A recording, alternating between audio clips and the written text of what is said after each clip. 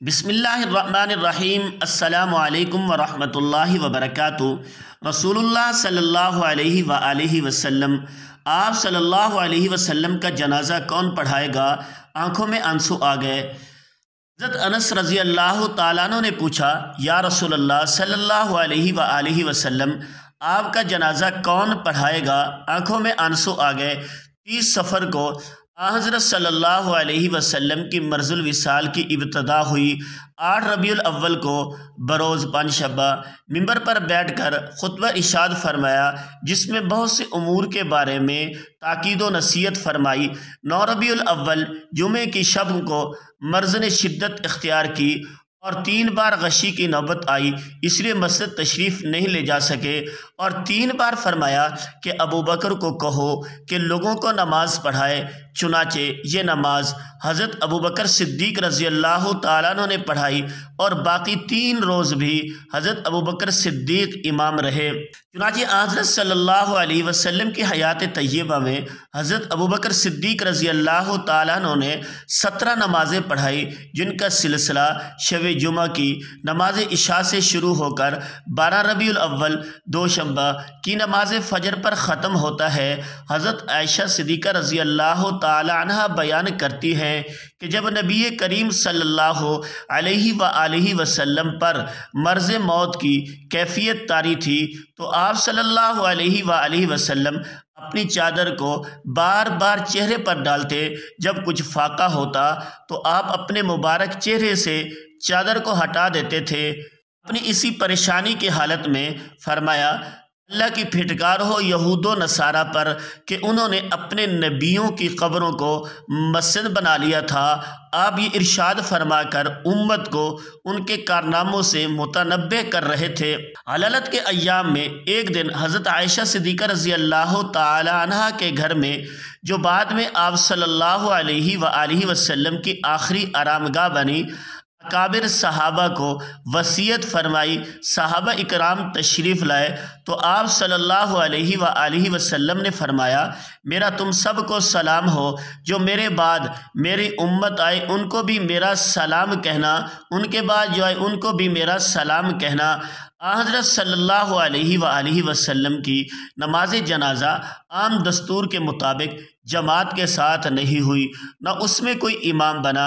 حضرت انس رضی اللہ تعالیٰ عنہ نے پوچھا، یا رسول اللہ صلی اللہ علیہ وآلہ وسلم، آپ کو غسل کون دے گا؟ آپ صلی اللہ علیہ وآلہ وسلم نے فرمایا، میرے اہل بیت۔ آپ صلی اللہ علیہ وسلم کو کفن کون دے گا؟ آپ صلی اللہ علیہ وآلہ وسلم نے فرمایا، میرے اہل بیت۔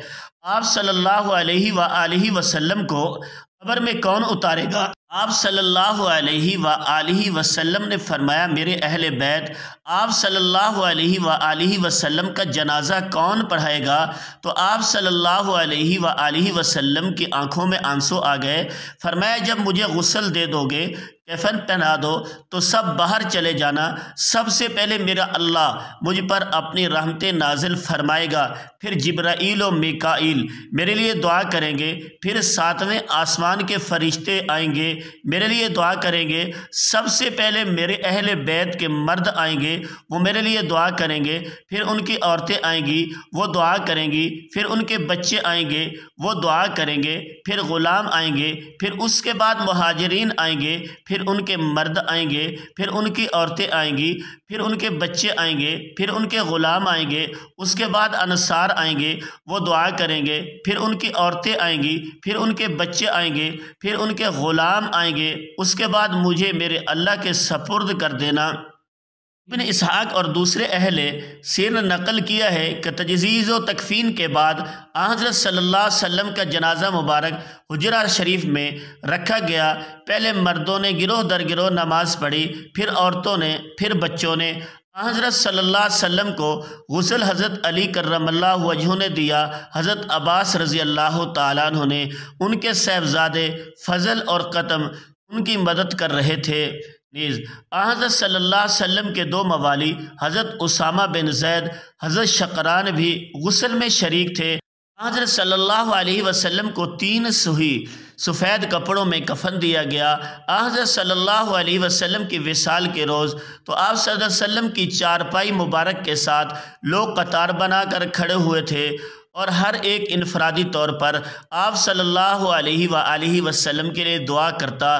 لہذا بدھ کے دن آپ صلی اللہ علیہ وآلہ وسلم کو اللہ تعالیٰ کے سپرد کیا گیا۔ آپ کو حضرت ابن عباس اور حضرت علی رضی اللہ تعالیٰ عنہ اور آپ صلی اللہ علیہ وسلم کے غلام شکران نے قبر میں اتارا۔ جب آپ باہر نکلے قبر سے، حضرت ابن عباس اور حضرت علی اور آپ صلی اللہ علیہ وسلم کے غلام شکران نے قبر میں اتارا۔ جب باہر نکلے قبر سے تو مغیرہ بن شعبہ قبر پر کھڑے تھے۔ انہوں نے اپنی انگوٹھی اتار کر قبر میں پھینک دی۔ حضرت علی سے کہنے لگے میری انگوٹھی گر گئی ہے، نکال لو۔ انہوں نے کہا کہ ہاں ابھی تو قبر بند نہیں کی، نکال لو۔ نیچے گئے اور اللہ کے نبی صلی اللہ علیہ وآلہ وسلم کے جسم سے لپٹ گئے اور آپ صلی اللہ علیہ وآلہ وسلم کے بوسے لینے لگے اور دھاڑے مار مار کر رونے لگے اور انگوٹھی بہانہ بنایا تھا۔ اصل میں آپ صلی اللہ علیہ وآلہ وسلم کے جسم سے لپٹنا چاہتے تھے تو لوگوں نے اوپر سے کہا کہ باہر نکلو، تو آخری انسان جس کا جسم آپ صلی اللہ علیہ وآلہ وسلم کے جسم سے لگا وہ مغیرہ بن شعبہ تھے۔ پھر آپ صلی اللہ علیہ وآلہ وسلم کی قبر مبارک پر مٹی ڈالی گئی۔ حضرت انس رضی اللہ تعالیٰ عنہ فرماتے ہیں کہ حضرت بی بی فاطمہ الزہرا رضی اللہ تعالیٰ عنہ کھڑی تھی۔ حضرت بی بی فاطمہ رضی اللہ تعالیٰ عنہ کھڑی تھی۔ کہا کیسے تم نے دو جہاں کے سردار رسول اللہ صلی اللہ علیہ وآلہ وسلم کو مٹی میں چھپایا، کس طرح سے ان پر مٹی ڈالی؟ پھر فرمایا یہی اللہ کا قانون ہے۔ اس کے بعد اچانک یہ خبر ملی کہ انصار ثقیقہ بنی سعد میں جمع ہے اور آپ صلی اللہ علیہ وآلہ وسلم کی جانشینی کا مسئلہ درپیش ہے۔ حضرت ابوبکر و عمر اور دیگر مہاجرین صحابہ اکرام کو یہ خدشہ ہوا کہ مبادا اجلت میں کسی ایسی شخص کے ہاتھ پر بیعت نہ ہو جائے جس سے فتنہ برپا ہو اور مسلمانوں کے لیے مصیبت نہ بن جائے۔ حضرت ابوبکر صدیق رضی اللہ تعالیٰ عنہ حضرت عمر اور دیگر مہاجرین کے ساتھ وہاں تشریف لے گئے۔ اول مسئلہ خلافت پر مختلف آرائیں ہوئی، لیکن معمولی بحث و تمہیز کے بعد بالآخر حضرت ابوبکر صدیق رضی اللہ تعالیٰ عنہ کے انتخاب پر اتفاق ہو گیا۔ تمام اہل و عقیدت نے ان کے ہاتھ پر بیعت کر لی۔